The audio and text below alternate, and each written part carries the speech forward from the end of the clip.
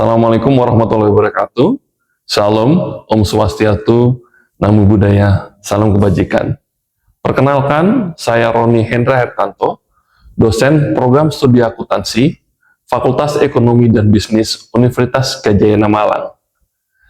Video ini dibuat guna memenuhi syarat sebagai sertifikasi dosen untuk tahun 2026, yaitu pernyataan diri dalam unjuk kerja Tridharma Perguruan Tinggi atau yang disingkat PDD UKTPT, khususnya di bidang pengajaran. Dalam hal ini, saya akan membahas mata kuliah yang saya ampuh, yaitu Manajemen Bisnis dengan kode EAB 1206. Deskripsi dalam mata kuliah ini adalah mata kuliah Manajemen Bisnis memberikan pemahaman dasar mengenai konsep, fungsi, dan penerapan manajemen dalam kegiatan bisnis. Mahasiswa diminta untuk mempelajari pengantar manajemen bisnis, fungsi manajemen, analisis lingkungan internal dan eksternal, serta penggunaan alat analisis seperti SWOT dan PESTEL untuk memahami kondisi suatu bisnis. Selain itu, mata kuliah ini juga membahas tentang perencanaan strategi pemasaran, operasional, struktur organisasi, dan manajemen sumber daya manusia.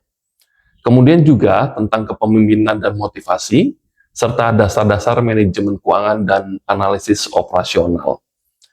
Mahasiswa juga diperkenalkan pada konsep efisiensi dan produktivitas, tentang penyusunan KPI atau Key Performance Indicators, dan evaluasi kinerja, serta proses pengambilan keputusan dalam suatu bisnis. Pada akhir perkuliahan, mahasiswa diharapkan mampu menyusun dan mempresentasikan rencana bisnis mereka secara sistematis dan profesional sebagai bentuk penerapan konsep dan praktek dalam manajemen bisnis. Untuk capaian pembelajaran mata kuliah, diharapkan mahasiswa pertama memahami konsep dasar tentang manajemen bisnis, kedua memahami lingkungan bisnis, ketiga, mampu menyusun rencana bisnis dan strategi. Yang keempat, mampu mengelola organisasi dan sumber daya manusia.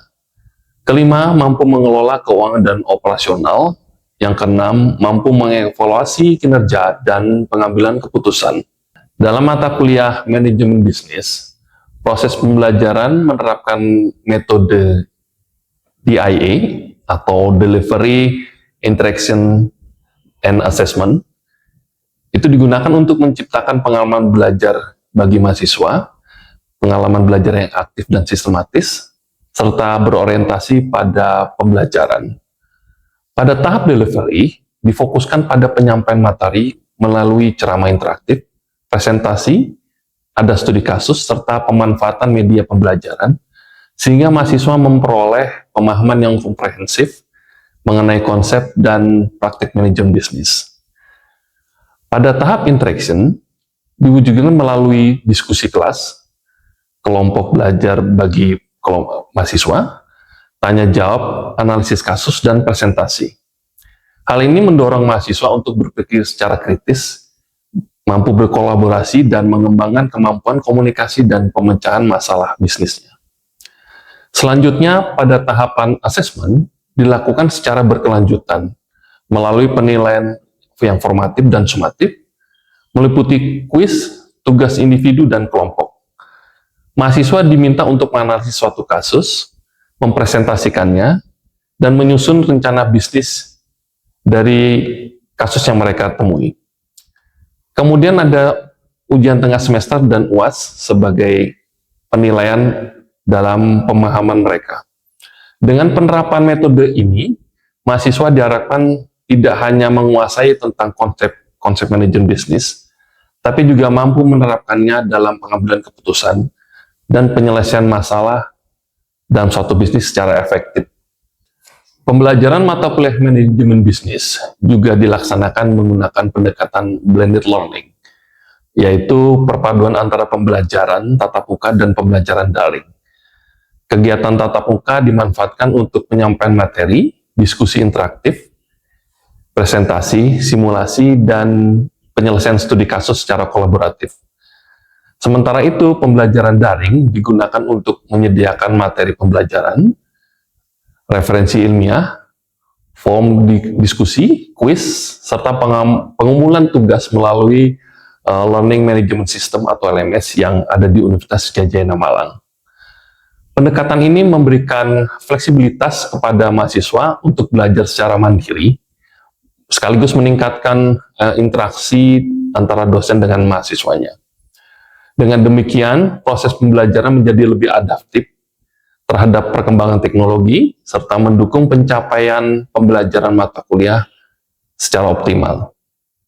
Untuk materi pembelajaran selama 16 hari pertemuan, bisa dijabarkan sebagai berikut. Pertemuan pertama tentang pengantar manajemen bisnis, pertemuan kedua tentang fungsi manajemen, ketiga lingkungan internal dan eksternal, pertemuan keempat mengenai analisis SWOT dan PESTEL, pertemuan kelima tentang perencanaan strategis, keenam strategi pemasaran dan operasional, pertemuan ketujuh membahas tentang struktur organisasi, sumber daya manusia, serta kepemimpinan dan motivasi. Pertemuan ke-8 kita melakukan evaluasi tengah semester. Di pertemuan 9, kita membahas tentang manajemen keuangan dasar.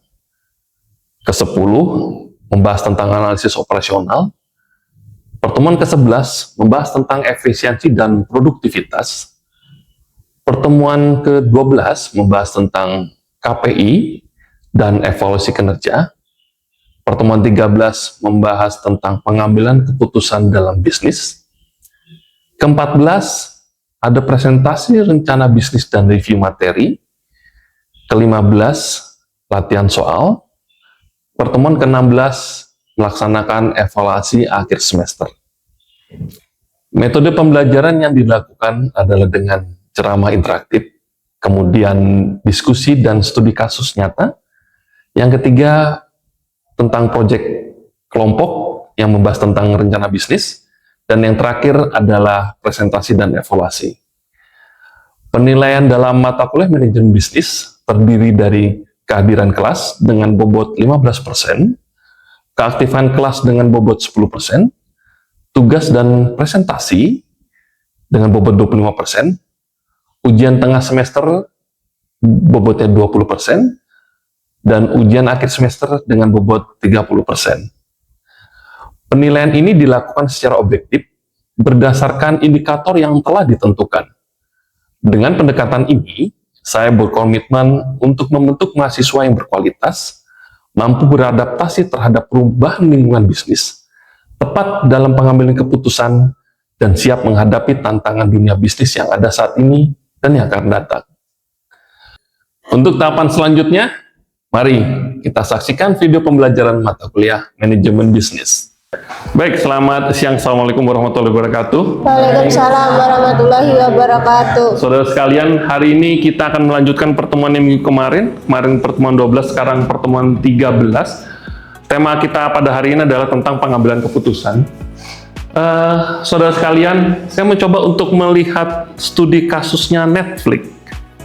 Tahun 2016, CEO-nya mengambil keputusan yang luar biasa, di mana pada saat itu tidak ada platform lain yang mencoba untuk meniru seperti Netflix ini. Dia mencoba untuk membuat satu produk di mana film-film atau tayangan yang dia ambil itu merupakan suatu original tersendiri punyanya Netflix. Beda dengan platform lain. Saudara bayangkan berapa miliar dolar yang dia tanamkan supaya Netflix itu punya ciri khasnya masing-masing yang membedakan seperti Disney, HBO Plus, dan yang lainnya. Nah, keputusannya dia ini bisa merubah industri industri perfilman atau hiburan pada masa itu, di mana platform lain itu malah menggunakan mengambil tema atau film-film lain dimasukkan ke platformnya dia, tapi Netflix punya membuat ciri khas tersendiri, di mana film-film yang dibuat oleh dia itu merupakan original tema Netflix tersendiri. keputusan investasi miliaran dolar itu jarang sekali terjadi di platform tempat yang lain.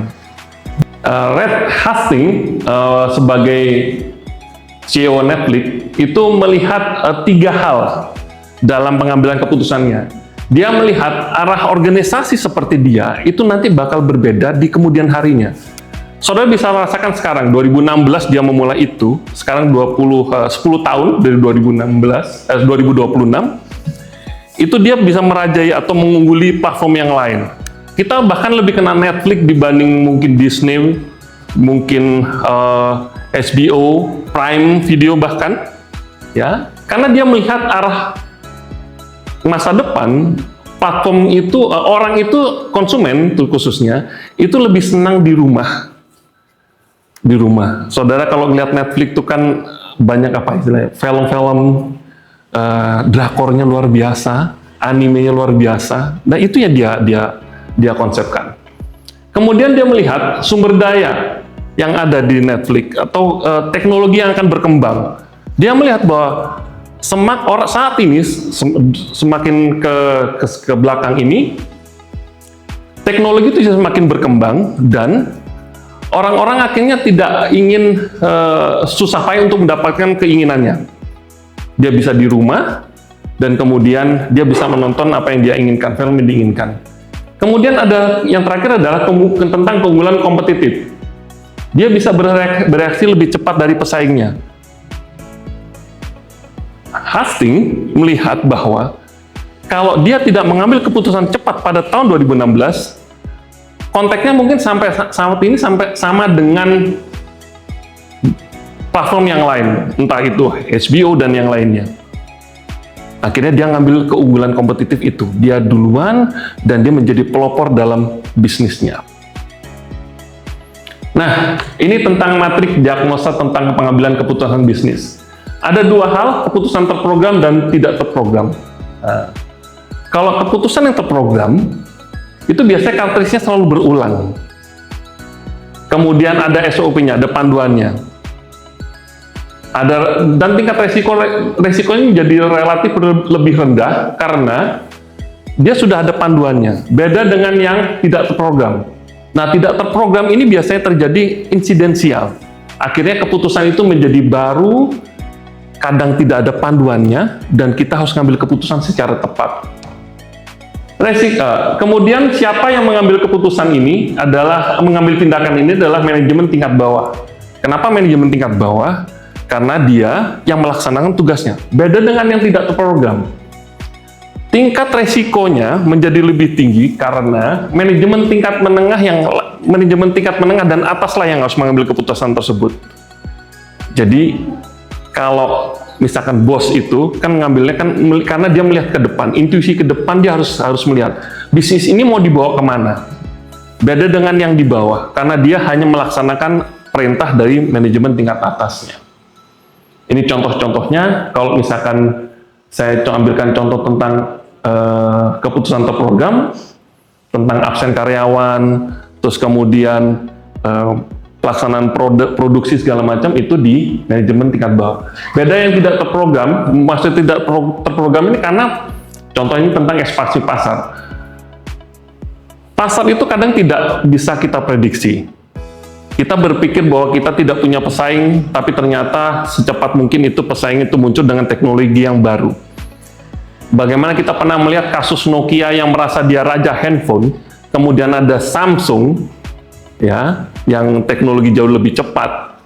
Dia akhirnya Nokia tergeser, BlackBerry merasa punya pangsa pasar di Amerika yang baik, terus kemudian bisa ekspansi keluar, tapi ternyata Nokia dan yang lainnya, Samsung dan lainnya sudah mulai bergeser dengan teknologi Android-nya, akhirnya BlackBerry pun ikut tergeser.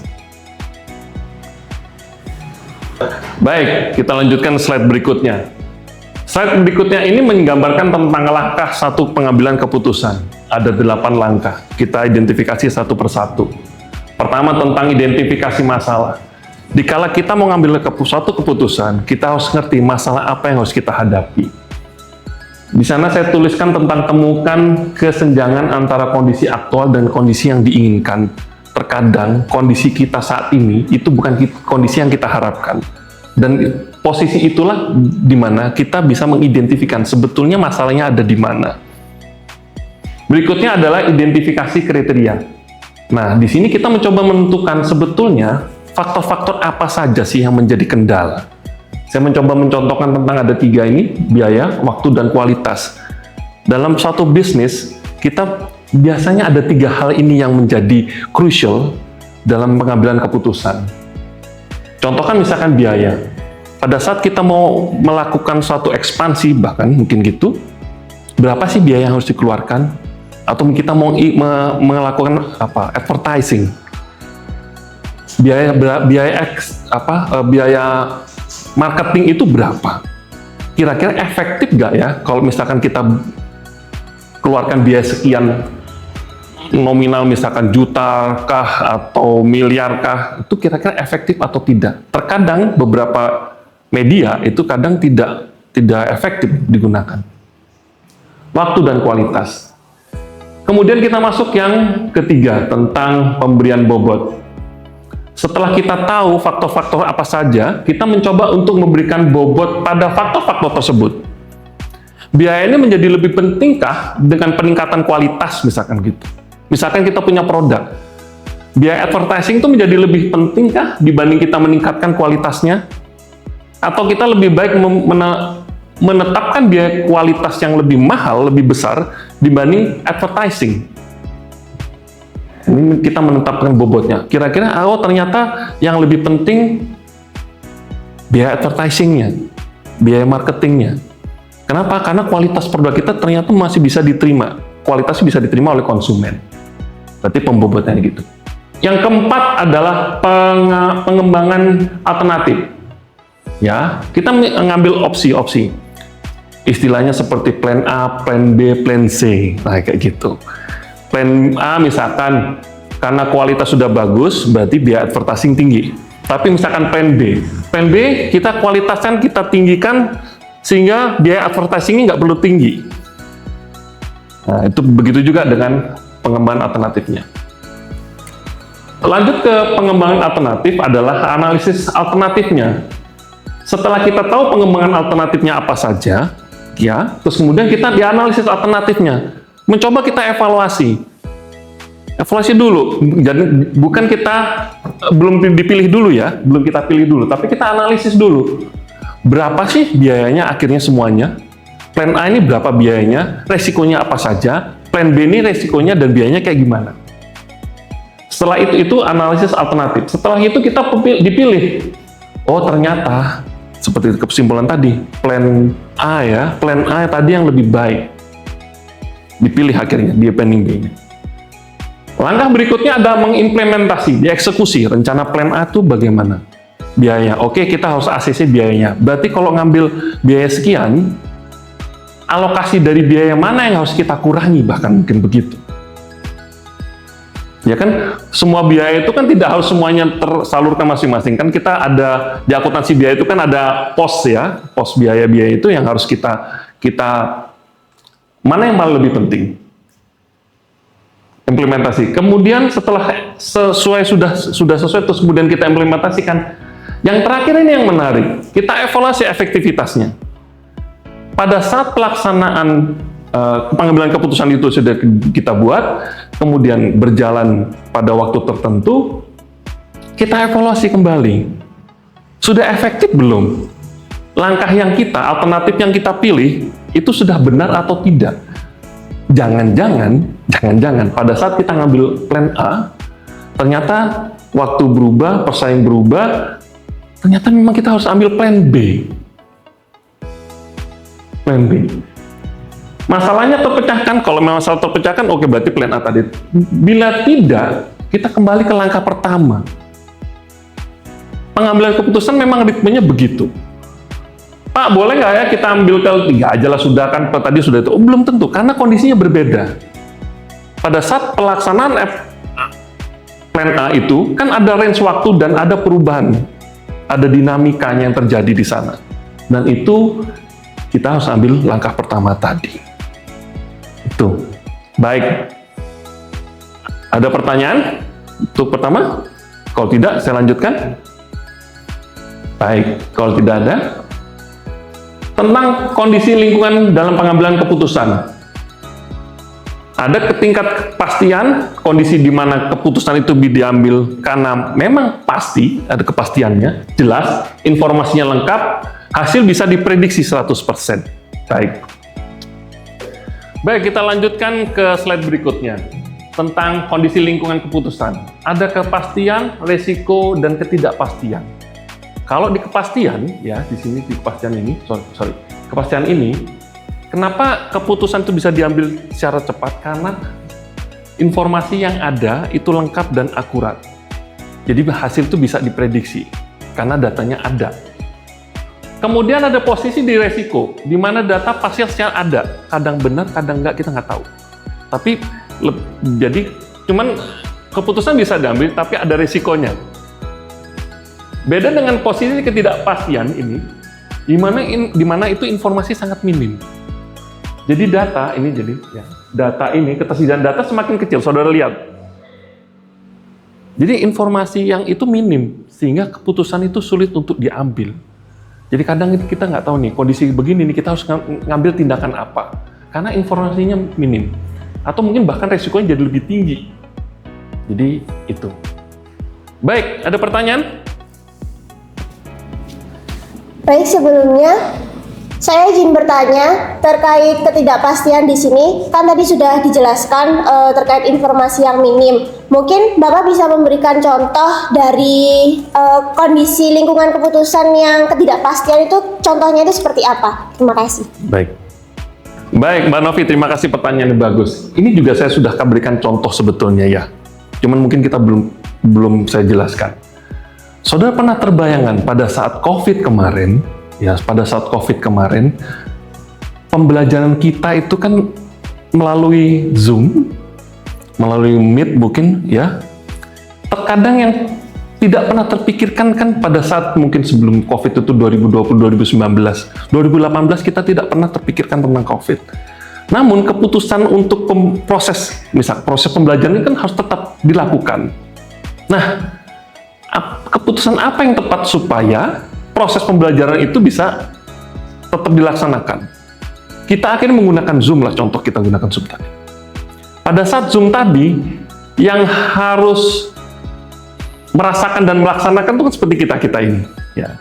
Tapi kan keputusan itu harus cepat diambil supaya proses itu dilakukan, sehingga kegiatan itu bisa tetap dilaksanakan dengan baik. Keputusan pengambilan Zoom itu kan akhirnya punya dampak, entah itu yang melaksanakan atau yang mengambil keputusan. Kita di universitas harus menyediakan fasilitas Zoom, sedangkan teman-teman mahasiswa yang di rumah juga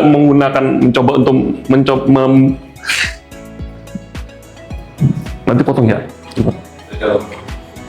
Teman-teman di rumah kan juga harus mempelajari Zoom itu harusnya bagaimana.